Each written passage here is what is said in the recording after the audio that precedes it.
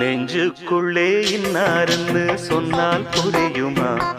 அது கொஞ்சி கொஞ்சி பேசுறது கண்ணில் தெரியுமா?